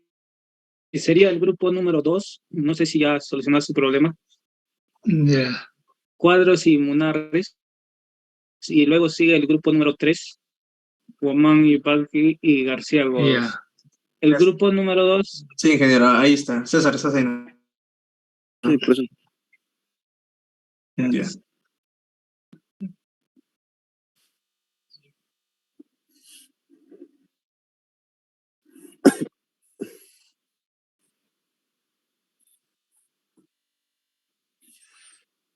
Buenas tardes, ingeniero. Buenas tardes, compañeros.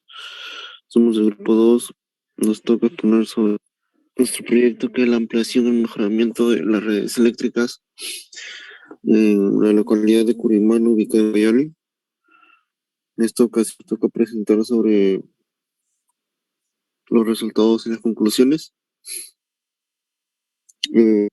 Cabe recalcar que nuestro análisis se trata sobre una observación, bueno, dando un breve detalle, ¿no? Que son las basadas en criterios de diseño de líneas y sus normas, en precisar estos cálculos relacionados al trazo de la ruta, conductora, esto y diseño de torres, detallar mediante resultados tabulados y gráficos los resultados obtenidos en su totalidad.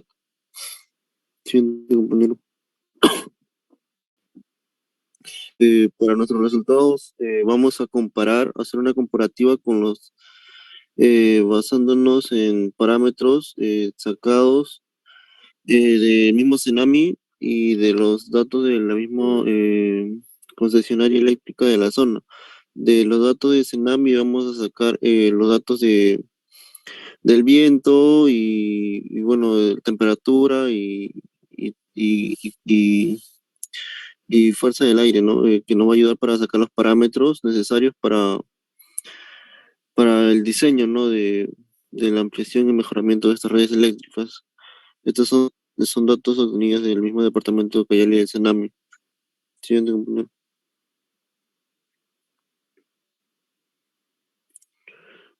Bueno, estos son más datos, ¿no? La tabla de arriba representan las tablas máximas absolutas al mes.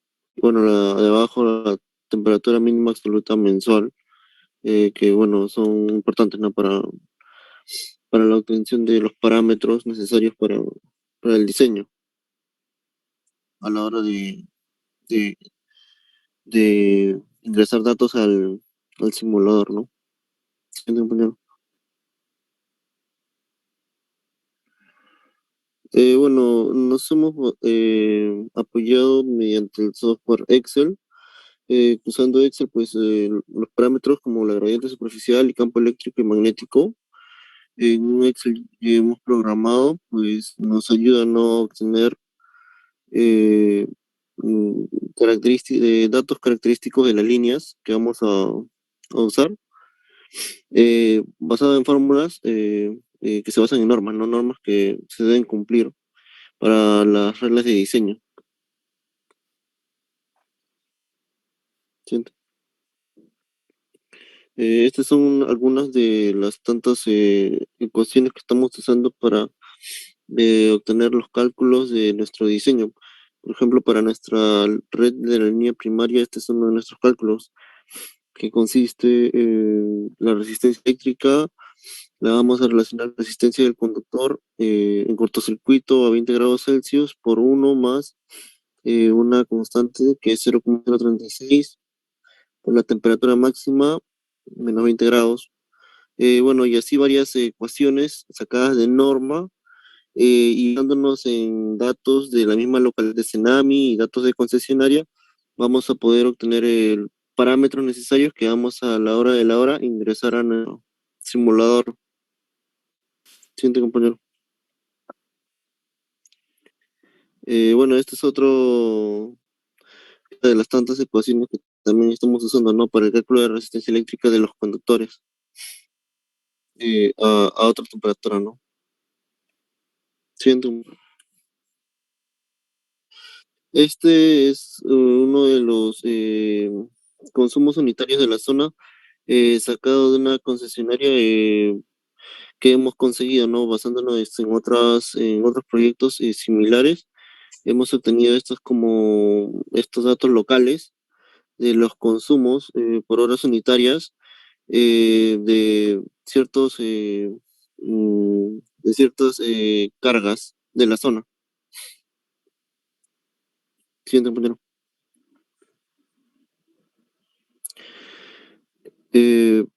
Bueno, también hemos conseguido, ¿no? Parámetros, ¿no? Como la tasa de crecimiento poblacional, las horas de utilización al año, factor de carga, coeficiente de electrificación, consumo unitario doméstico, consumo unitario comercial, consumo eléctrico abonado comercial, y todo esto es para una comparativa, para poder calcular nuestra variancia, ¿no? También sobre el TIR y sobre el BAN, que vamos a calcular a futuro, ¿no? Que nos sirve para hacer una comparativa de cómo se va a mejorar ingresando nuestros parámetros para una ampliación de este sistema de red eléctrico. Siguiente, compañero.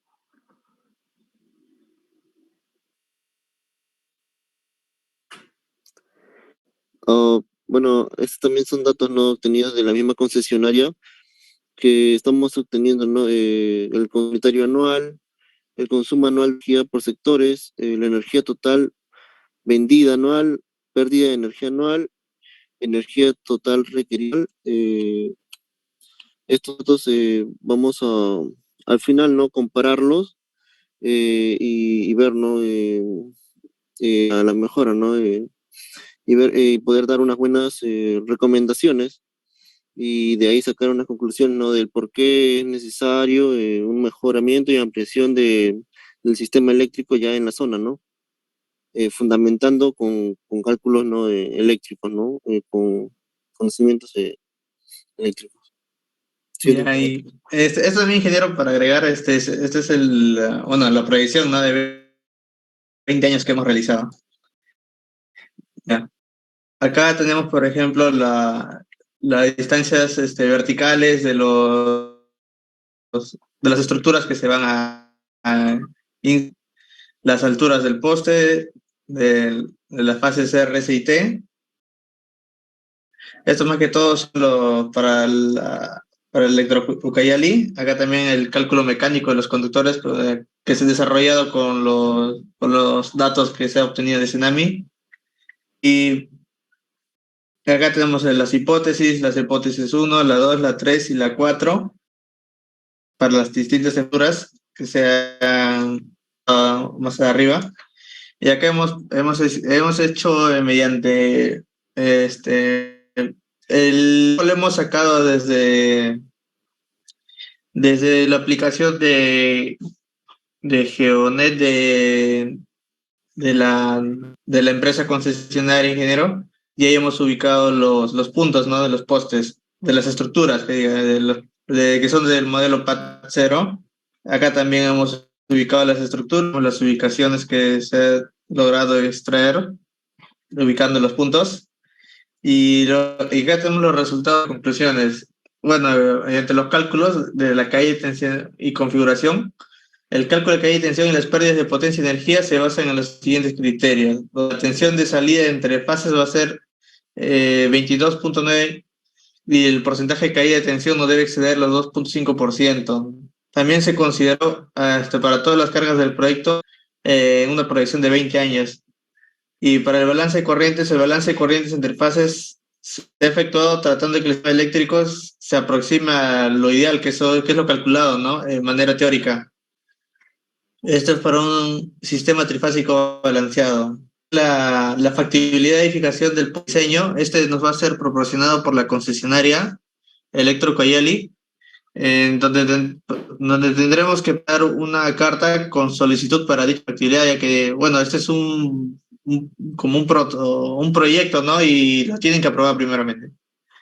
Y para el conductor, con los cálculos, se va a utilizar una línea primaria de aleación de aluminio semi-aislado, tipo CAPI, y en la red primaria de aleación de aluminio desnudo, tipo AAAS.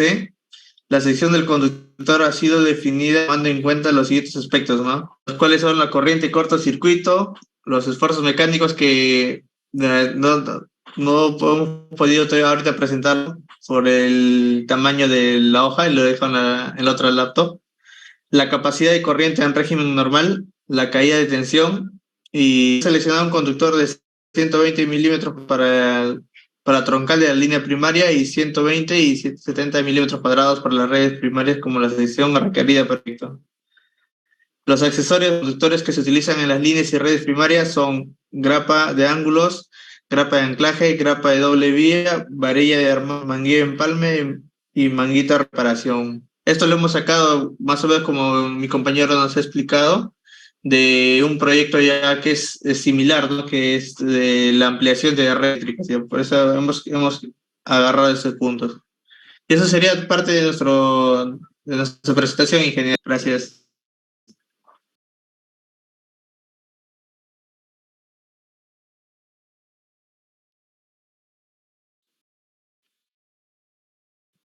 Sigue el siguiente grupo, el grupo número 3, conformado por Guamán Yupanqui y García Godos. Pueden compartir, compañeros.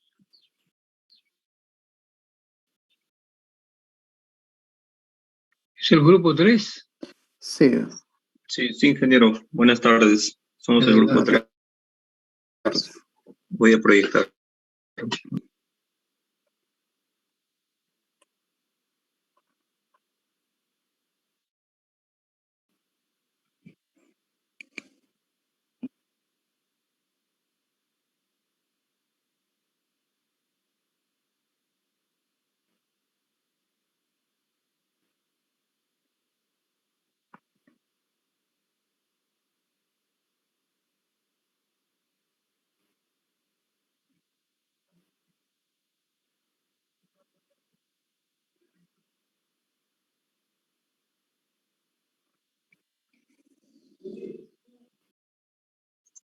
¿Sí se llega a ver? Sí, se llega a ver. Ya, listo. Ya, compañero. Sí, buenas tardes. En este caso, el grupo 3, conformado por Guamán Yupanqui y García Godos, vamos a exponer lo que es las conclusiones y las recomendaciones de nuestro proyecto de investigación.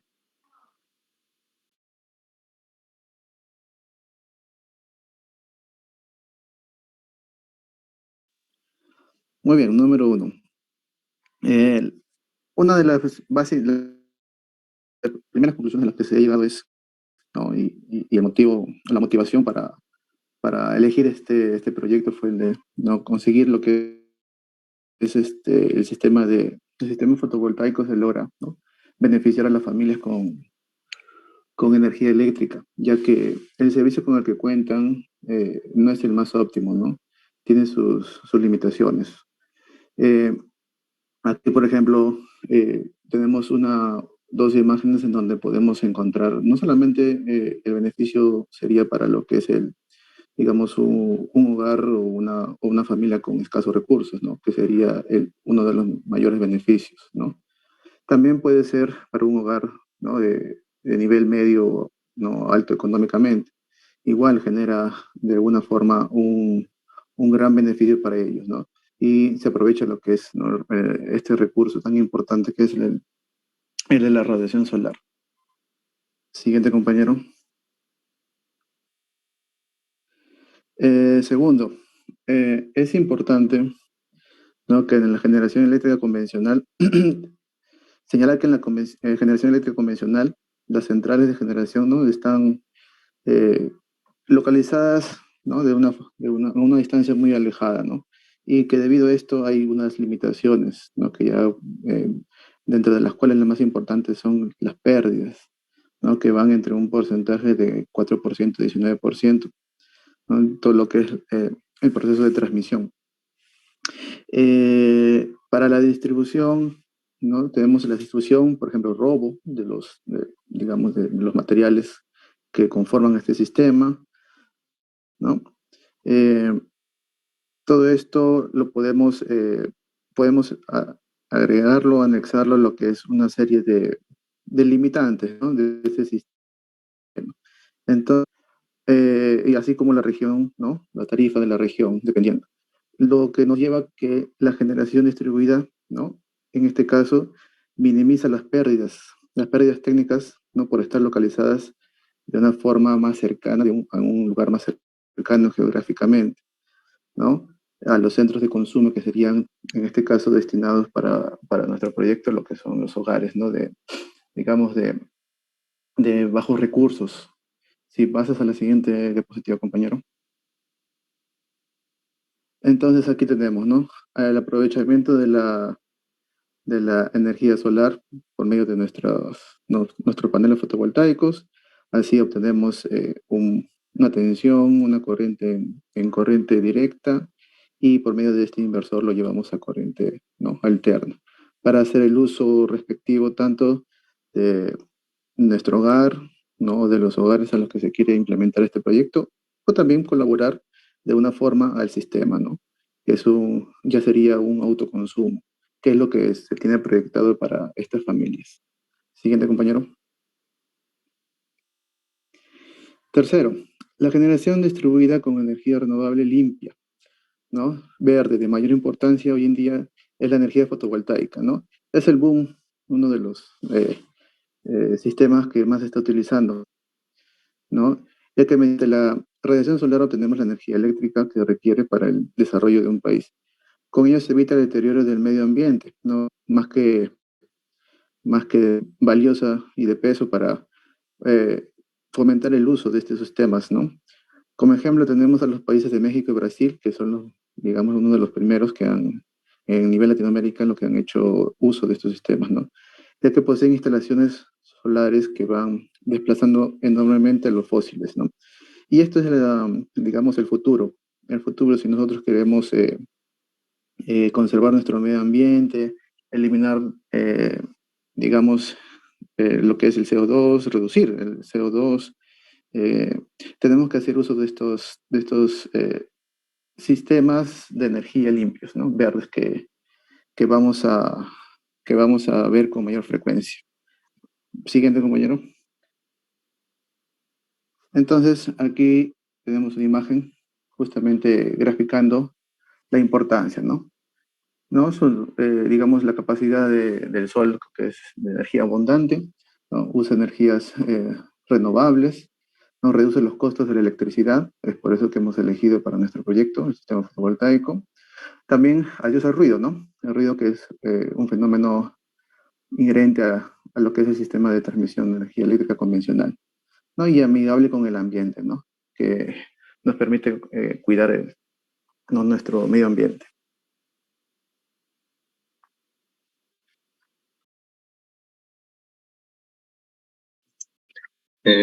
Bueno, buenas tardes. Yo soy Pedro Gómez Yupanqui. Lo que voy a decir a continuación va a ser en sí el proyecto, pero ¿no? Vamos a la implementación del proyecto. Bueno, primero vamos a empezar con la ubicación de los paneles, ¿no? Este es el proyecto ya en pocas, resumido. Primero empezamos con la ubicación de paneles. Tenemos que saber dónde vamos a colocar los paneles, ya sea en los techos o tal vez crear unas superficies altas, ¿no? Donde van a estar ubicadas. La orientación y la inclinación también, que por si acaso ya lo hemos calculado, ya lo hemos hecho. La inclinación va a ser de 15 grados. Ya está en sí en el port todos esos datos y cálculos hallados.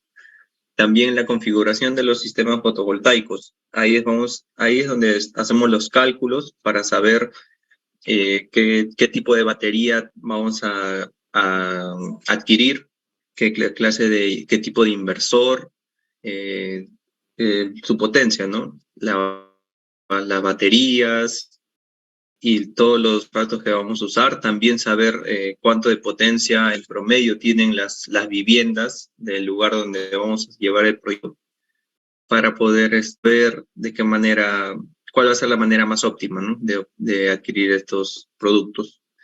Y el último viene la instalación. Ponemos la instalación y con eso, y bueno, ahí sería, claro, la última parte, ¿no? del proyecto. Ya habíamos visto anteriormente que por ejemplo, para el cálculo del consumo total del sistema, ya tenía cálculo, ¿no? Que era, perdón, ya teníamos acá la fórmula, que era la potencia entre la eficiencia de la batería y la eficiencia del inversor. Esta potencia ya la habíamos hallado, era la potencia de una casa. Bueno, nos salía esto 365.43 watt hora. Luego también habíamos calculado la batería, el consumo de la batería mediante fórmula, ¿no? Este de acá ya lo reemplazamos por 366 para tener un valor entero. 366 por 2, que van a ser los días de autonomía. ¿Qué quiere decir días de autonomía? Cuando las baterías son las que van a funcionar por sí solas. O sea, digamos, fue la luz, no hay corriente eléctrica por la línea, entonces la batería es la que comienza a darle energía, ¿no? Toda su energía a las viviendas o a los lugares donde las vamos a conectar. Y también la profundidad de descarga de la batería. Entonces, acá adquirimos que el consumo va a salir 1464, eso lo vamos a dividir entre la acción de la batería, que es 12, vamos a adquirir baterías de 12 voltios, y nos sale 122. Esto puede variar, podemos adquirir de 12 o tal vez de 24, 48, no hay problema con eso. Bien, el cálculo del inversor igualito, 277, podría ser 9300, ¿no? Con esta fórmula. El dimensionamiento del panel solar, que puede ser de 98, ¿no? Este es en promedio, la potencia de módulos, potencia promedio. Una potencia mayor, tal vez de 100, o hasta incluso de 200, y eso también va a depender del precio y de la eficiencia que nos... Entonces, ya una vez terminado esos cálculos, acá en un cuadrito, por ejemplo, este es un ejemplo, ¿no? Vamos a tener 8 paneles solares con 330 watt pico, me equivoco, es la marca, acá está el modelo y son 72 células de policristalino, esa es una característica. También un regulador, las baterías, obviamente 3 baterías van a estar conectadas, pero a 8 paneles solares, nada más. Y esos 8 paneles solares pueden alimentar a dos casas, si no me equivoco, en promedio. Acá están las características. Como le dije, podría ser de 12, de 24, de 48. Es una batería de gel. Y el inversor, que es de 3000 watts, ¿no? Acá están también sus características. Ahora, ¿qué cosa también es importante? El precio. Los precios los hemos hallado acá, ¿no? Tenemos cada precio y tendríamos 6.500, 600 soles sería un promedio total. Estas serían las referencias bibliográficas de las cuales nuestro marco hemos sacado unos que otros conceptos, también nos hemos guiado en el estado del arte, también hemos sacado de acá algunas ideas que nos ha aclarado más el concepto y cómo, y si es o no, cómo debemos hacer este proyecto. Eso sería todo de parte del grupo 3. Gracias.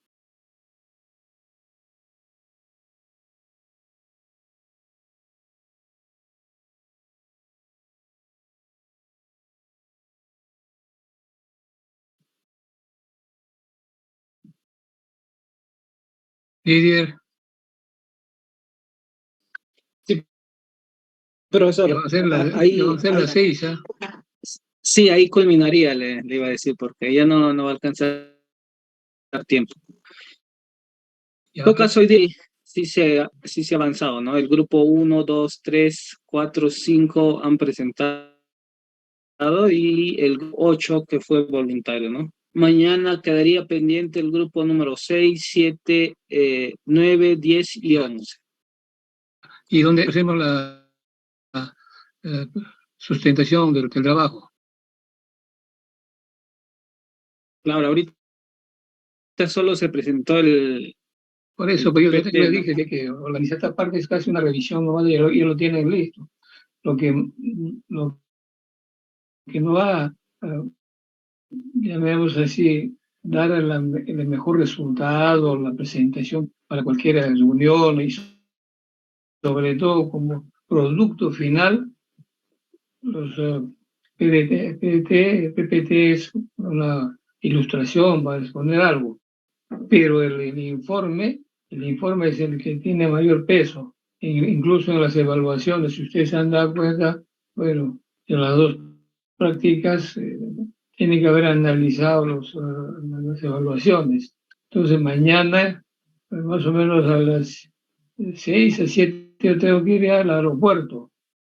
Entonces vamos a ver cómo lo optimizamos en la presentación, que muestren en realidad que se ha cumplido ya cada trabajo de investigación por cada grupo. Bueno. Claro, en ese caso... Podemos adelantar algunas obras mañana, no sé, a ver, evalúen. Bueno. Claro, claro. Entonces mañana se va a tratar de controlar, medir el tiempo, ¿no? Cada grupo va a tener ya programado ya. Y lo del Word sería para que muestren, ¿no? Porque en sí el PPT es el reflejo del Word, ¿no? Claro, pero daríamos un el tiempo. El contenido más amplio, ese es en el Word. Claro.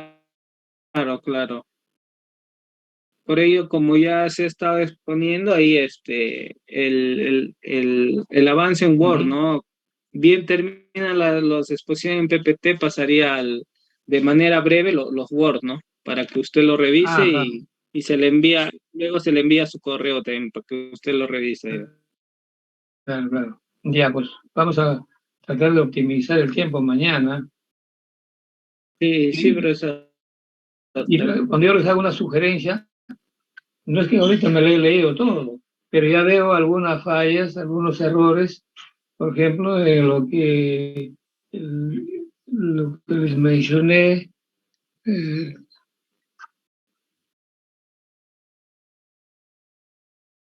yo les mencioné presentación y análisis de resultados, es un capítulo, ¿no es cierto? Este capítulo es que responde a los objetivos que hemos logrado, los objetivos el general y los objetivos específicos. Entonces, por eso el capítulo 4 cierra prácticamente el análisis del proyecto que estamos haciendo. Y conclusiones y recomendaciones ya es una forma de mostrar en forma literal qué es lo que finalmente hemos logrado, tanto en conclusiones y las recomendaciones que nosotros consideramos que pudimos haber hecho, que hubiéramos hecho cambios, etc. Pero lo que consolida todo es presentación y análisis de resultados. Entonces tienen que revisar, no se confíen, porque cuando yo lo voy a revisar, yo le voy a decir, pero ustedes no lo han hecho. O se han confundido, en el desarrollo metodológico, de repente han puesto todos los análisis, todo, pero de ahí tienen que hacer como un resumen de lo que es la presentación de análisis de resultados. Bueno, entonces ya mañana, en lo posible, si algún grupo puede avanzar una hora antes, o si no, en el tiempo que le estoy mencionando, culminaremos y listo, pues, ¿no? Sí, pero yo voy a coordinar con mis compañeros y le hago llegar ya. El tiempo. Ya, muy antes bien, de las 6, ¿no? Esa programación de las sustentaciones, ¿no? O las presentaciones. Sí, la vez pasada también se programó y se terminó en el tiempo, ¿no? Ya, muy bien. Entonces, hasta mañana y buen descanso. Y sigan, todavía no hemos terminado el curso, poner el broche de oro, hay que tratar de mejorar lo que puedan, porque después ya, para cuando llegue el examen oral ya se ha acabado ya